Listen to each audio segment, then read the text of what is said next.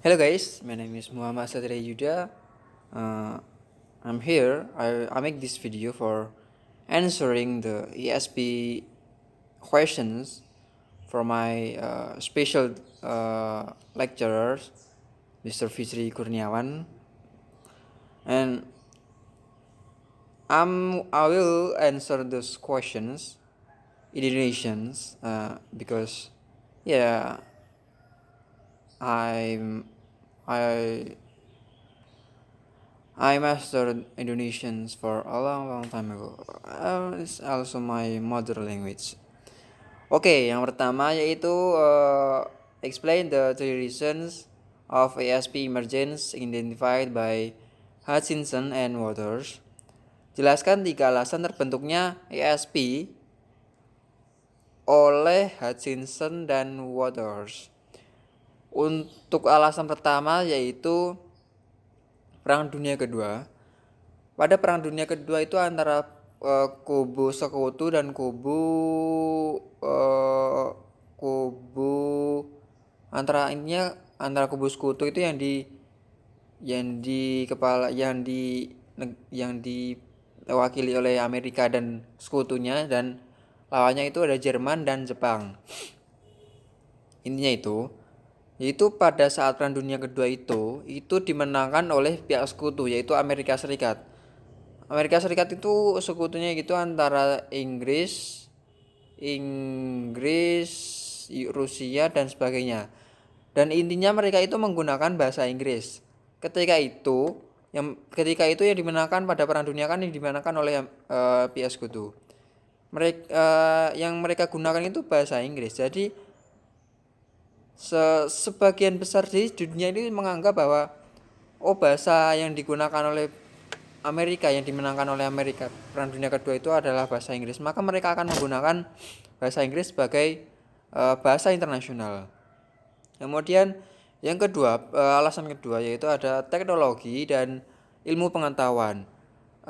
Dengan berkembangnya banyak teknologi dan pengetahuan dari dulu hingga sekarang, mungkin bahasa Inggris lebih tepat untuk menggambarkan teknologi-teknologi, bahkan untuk menjelaskan teknologi-teknologi yang sedang berkembang. Kemudian alasan yang ketiga yaitu tentang komunikasi, yaitu di dunia ini ada banyak negara, dan banyak negara tersebut membutuhkan satu bahasa yang bisa digunakan untuk berkomunikasi antara satu negara dengan negara yang lain. Sementara per negara sendiri itu menggunakan bahasa mereka sendiri, seperti bahasa Indonesia.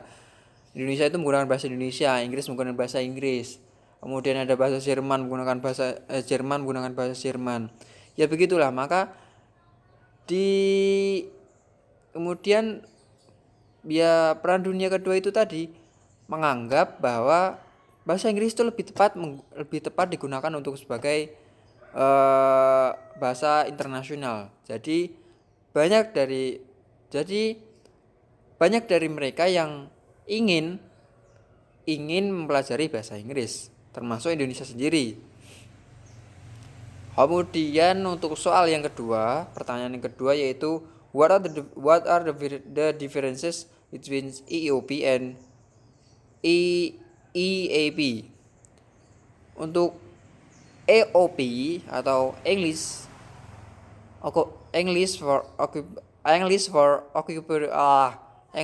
occupational purposes itu digunakan sebagai uh, untuk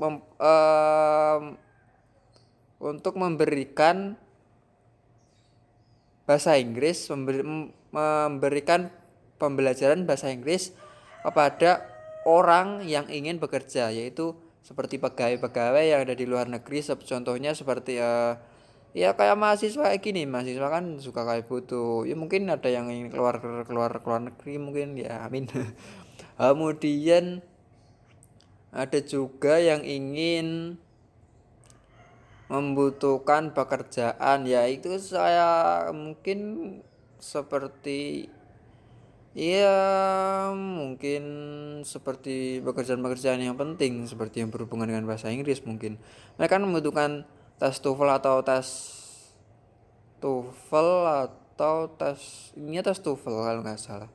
Itu mereka membutuhkan nilai yang tinggi. Maka pada saat itu mereka membutuhkan pembelajaran bahasa Inggris agar bisa lulus TOEFL, agar bisa eh, bekerja eh, bekerja dalam bidangnya. Dan pada saat itu maka ESP itu dibutuhkan, EOP itu juga EOP itu dibutuhkan. Maka ya begitulah, mereka akan membutuhkan eh pembelajaran bahasa Inggris ya, tentang intinya tentang TOEFL itu tadi, bukan tentang bahasa Inggris, bukan tentang pembelajaran bahasa Inggris seperti entah itu literatur, entah itu linguistik atau yang lain. Itu mereka nggak perlu. Mereka butuhkan adalah ya mengerjakan, ya bagaimana cara mengerjakan TOEFL itu tadi agar bisa lulus. Kemudian untuk yang EAP atau EAP, English for Academic Purpose, atau EEP, English for Educational Purpose. Ini digunakan sebagai uh, bahasa Inggris itu digunakan sebagai pembelajaran bahasa Inggris di sekolah, di formal, di sekolah formal ya seperti itulah. Maka yang dari bawah dulu, dari sekolah dasar, dari elementary school, yaitu entah dari word, kata-kata, huruf mungkin. Nah, seperti itulah. Maka dari SMA itu akan naik, akan tensis, teks-teks seperti itu. Kemudian naik lagi ada verb dan seperti itu. Itulah yang termasuk dalam EAP. Nah, pada EAP ini digunakan pada sekolah formal. Sekolah formal ya biasanya itu digunakan pada guru-guru. Nah, guru-guru itu menerapkan EAP ini ya karena mereka akan menjelaskan materi pembelajaran bahasa Inggris pada siswa-siswanya. Begitu. Maaf ada suara karena saya di depan rumah.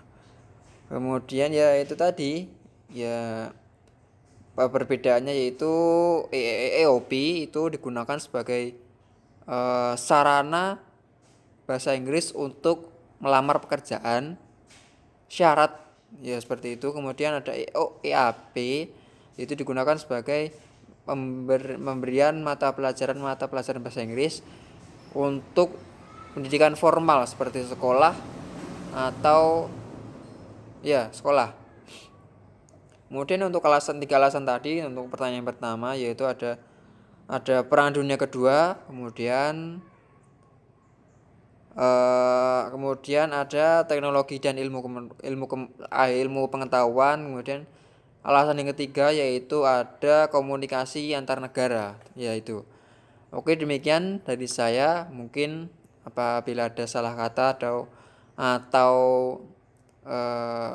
ada kurang yang berkenan, saya mohon maaf. Ya semoga Pak Fitri bisa menerima penjelasan saya. Wassalamualaikum warahmatullahi wabarakatuh.